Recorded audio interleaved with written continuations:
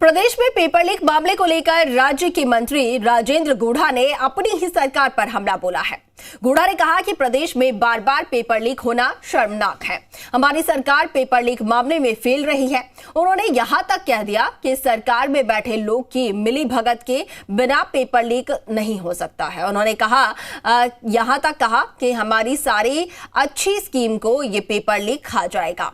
तो वहीं बिरला सभागार में कांग्रेस अधिवेशन के बाद मीडिया से बातचीत में राजेंद्र गुढ़ा ने कहा कि ये सरकार की जिम्मेदारी है कि पेपर ठीक ढंग से करवाए।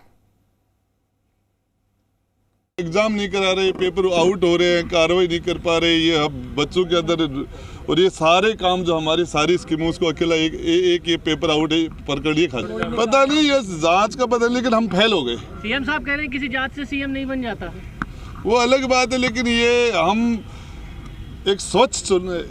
ये अनार उगा के हर साल 1 एकड़ की जमीन पर 10 लाख कमा रहे हैं।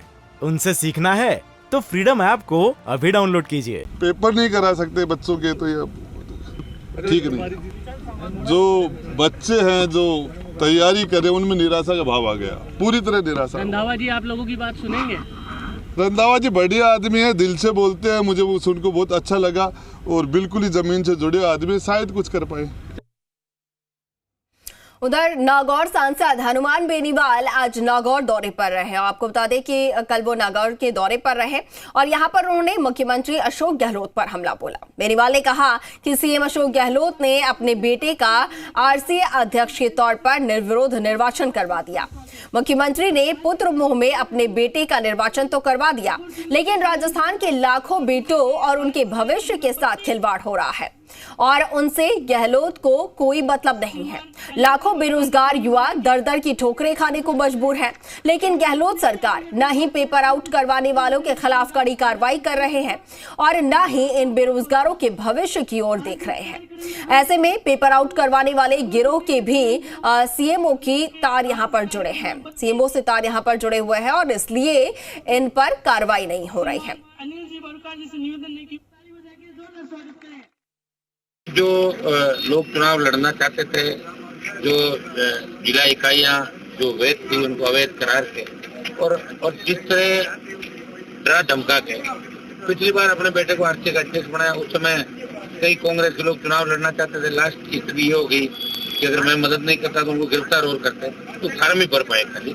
और अब की बार जयपुर कमिश्नर ने डरा धमका के और एक तरफा मुख्यमंत्री के बेटे को अध्यक्ष होना चाहते हैं। दुर्भाग्यपूर्ण है।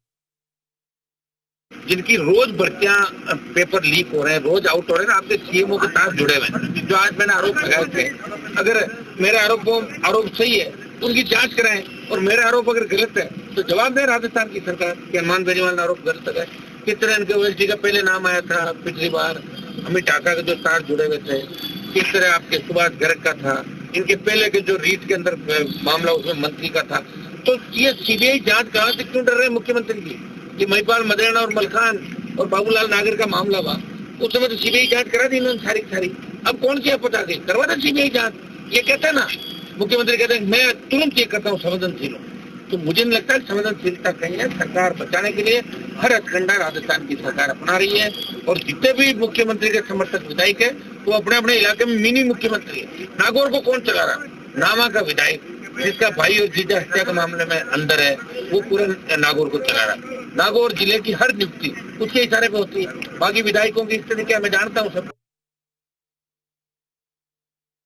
पड़ोसी राज्यों में जो अच्छा काम हो रहा है वो क्यों नहीं कर रहे हो? गुजरात में शराबबंदी लागू करो आप राजस्थान के अंदर। अगर पड़ोसी राज्यों की बात कर रहे हो तो बिहार के अंदर शराबबंदी होगी भाई, और कई राज्य शराब बंद करने की बात कर रहे हैं, तो आप भी शराबबंदी की बात करो। पड़ोसी राज्यों की अगर बात करते हो तो वहाँ इस तरह जब आप अपराध में 1 नंबर चले गए तो पड़ोसी राज्य जहाँ अपराध है ही नहीं, तो आप ये बात करो अपराध कैसे घटे राजस्थान के अंदर। 24 तारीख को आयोजित हुई वरिष्ठ अध्यापक भर्ती परीक्षा पेपर लीक मामले को लेकर प्रदेश भर में धरना प्रदर्शन का दौर जारी है। प्रदेश भर में कहीं एबीवीपी तो कहीं बेरोजगारों ने पेपर लीक मामले को लेकर सरकार को घेरा है। जयपुर में शहीद स्मारक पर राजस्थान बेरोजगार एकीकृत महासंघ की ओर से पेपर लीक प्रकरण पर धरना प्रदर्शन किया गया। उधर जालौर में भाजपा युवा मोर्चा ने जालौर जिला मुख्यालय पर प्रदर्शन किया है और राज्यपाल के नाम ज्ञापन सौंपा गया। तो उधर सीकर में भी भारतीय जनता पार्टी युवा मोर्चा के कार्यकर्ताओं ने जिला कलेक्ट्रेट पर प्रदर्शन किया और इस मामले को लेकर आरोपियों के खिलाफ सख्त कार्रवाई की मांग की है।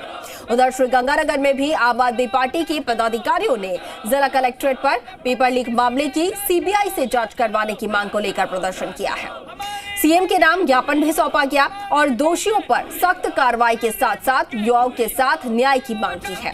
तो उधर पेपर लीक मामले में मंत्री राजेंद्र गुढ़ा ने कहा कि हमारी सरकार पेपर लीक मामले में फेल रही है, बेरोजगारों विद्यार्थियों के साथ बहुत गलत हो रहा है। और पेपर लीक मामले पर खाद्य आपूर्ति मंत्री प्रताप सिंह खाचरियावास ने बीजेपी पर निशाना साधा। खाचरियावास ने कहा कि पेपर लीक तो बीजेपी के राज में भी हुआ था, लेकिन बीजेपी इस मुद्दे पर सियासत करना बंद करे।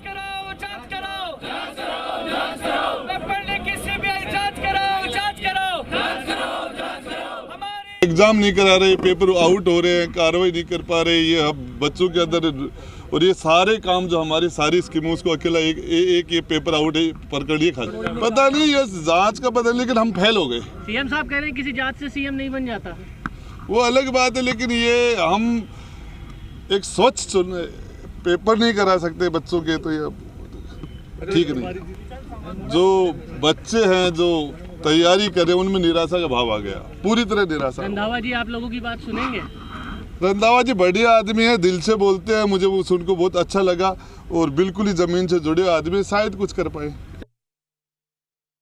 इस तरह के माफियाज की जो पेपर लीक करते हैं, बदमाशी करते हैं, बेईमानी करते हैं, अब इनका अंत आ चुका है, क्योंकि सरकार बहुत सख्त हो चुकी है।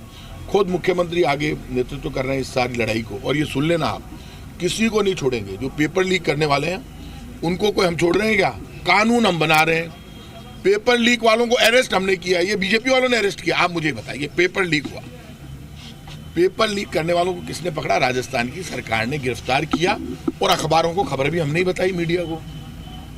तो ईमानदारी इससे ज्यादा क्या चाहते हो? ये बीजेपी वाले मुझे लगता है इन पेपर माफियाओं से मिले हुए, तभी ये इस तरह की बात करते हैं। इनको क्या इंटरेस्ट, इनके पास कोई मुद्दा ही नहीं है, क्योंकि आटा खा गए, पराठा खा गए, मुद्दा नहीं है, इसलिए बीजेपी इनको मुद्दा बनाती है। बीजेपी प्लान बताए पेपर लीक को रोकने के लिए, बीजेपी के पास कोई प्लान है? बीजेपी के राज्यों में तो रोज हो रहे, तो बता दे वो और हमारे साथ बैठ ले।